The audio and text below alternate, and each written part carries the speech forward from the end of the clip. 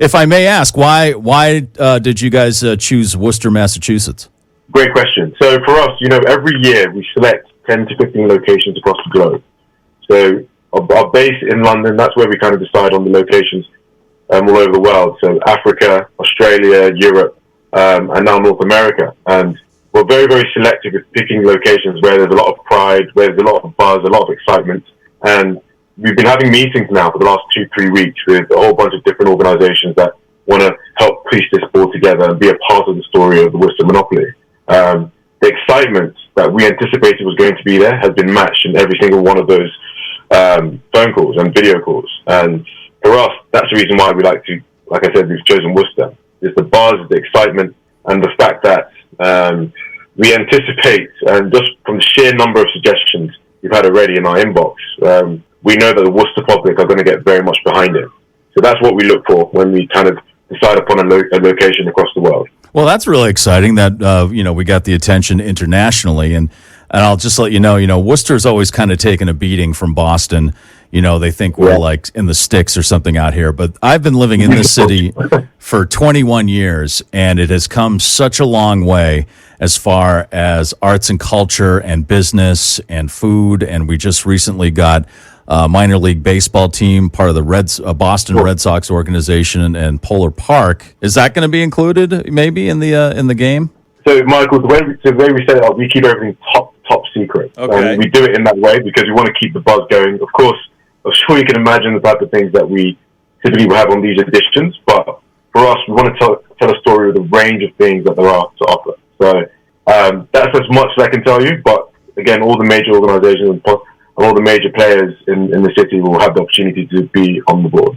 Well, if I may make just a couple of suggestions, and you can look these up. We have a hot dog establishment here called George's Coney Island Hot Dogs. It's been here for over 100 years. Never open on Tuesday. They are always closed on Tuesday, which is the day, obviously, I want a hot dog the most. So maybe you could instead of go directly to jail, you could have closed on Tuesday on there or something. And then there's the establishment called Vincent's, and they have a world famous meatball sandwich. I don't know, maybe you could use that as a piece or something. I'm sure you've gotten all the major suggestions like the Turtle Boy statue, and I don't know if anyone suggested as a piece, and this is just my personal suggestion. Major Taylor, who was one of the first African American cycling champions in the world in the late 1800s. He set a record and he won a championship, and we're very proud of him here. So hopefully he'll also be included in this in the Monopoly board. Yeah, that's something that's been mentioned to us quite a few times, and I think the frustrating thing of course, I'm calling all the way from London, of course, but the frustrating thing about working on this project is having to be away from Worcester. Like I said, typically when we do these things, we like to be in the city, so we'll be there for 2 to 3 months, kind of feeling like a local. Speaking to the people and kind of getting a feel for what makes that location special. And I think what's been really helpful, I'm born and raised in England, but my heritage is Nigeria. And I heard that there's a huge Ghanaian community in Worcester where, again, I never in a million years would have known that. But it's those little nuggets of information. And what you just shared now about, of course, the Major, in terms of how much he's loved in Worcester, those little bits of information that we need so that we can make it as specific as possible, this addition to Worcester. So when are you coming over here? When is your team coming over here? Because I'd love to have you come up to the studio, or maybe if you guys are looking for something, take you around or introduce you to people or something like that. Absolutely. So, like I said, typically we are normally out there. Of course, because of COVID and travel restrictions. Right. We're kind of based. I'm kind of doing everything over video calls with the team. We have our team in the US that kind of manage the retail side of things. But of course, they're going to be in the area. One of our colleagues, he actually went to school in Worcester. We're based in Rhode Island in the US. So he's very, very involved, and he's kind of popping into the city to kind of meet all the retailers so that they can have the opportunity to sell the game. I'm sure you can imagine everyone's trying to get their hands on the product to kind of sell it when it comes out in November. But the plan is to have a launch. So, fingers crossed, if everything is all good with COVID, and we can kind of have a bit of an event. Then we'll invite all the partners that feature on the edition. We'll invite the local media, and we'll invite people within the city as well. And that'll be the first time everyone finds out who's featured where on the board. So the plan is to come in November when the game is available to purchase on the launch day. Well, that's awesome. Afo, thank you so much, and thank the team for choosing Worcester. We are very proud.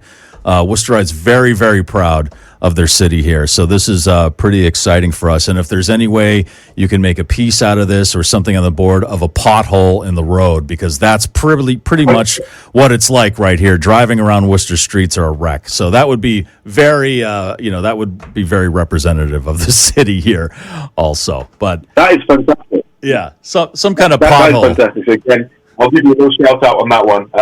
I'm going to steal that idea and pass that across to the team as a potential community chest card. But Michael, please, if you have any other suggestions, please don't hesitate to reach out to me. Anything that the team thinks of, all the information we can kind of get to make this as special as possible, we really, really appreciate it. Like I said, we're kind of relying on the community to kind of help us to piece this together. So any way in which you can help or any suggestions that you have, please don't hesitate to email me or to kind of give me a call. Well, I appreciate that. And then you are accepting suggestions, I believe, up until the 25th. Is that correct? Yes. So things are moving very, very quickly. So we want to be sure that, of course, we get the product in on time so all the families can play it during Christmas. So that's the reason why things are moving very, very quickly. I'm sure you can imagine board games have been through the roof in terms of the sales during this lockdown period. So just to kind of make sure that there's no delays and families can be playing it together as they're kind of going around the board and landing on the different locations. And the way everything is moving, things are moving so quickly. We are expecting that by then we will have an idea of who's going to feature where and how the board is going to be set out. Excellent. Well, Afo, thank you so much. Thanks again for choosing Worcester. And good luck. And we're looking forward to seeing it in November. Absolutely. Thank you very much, Michael.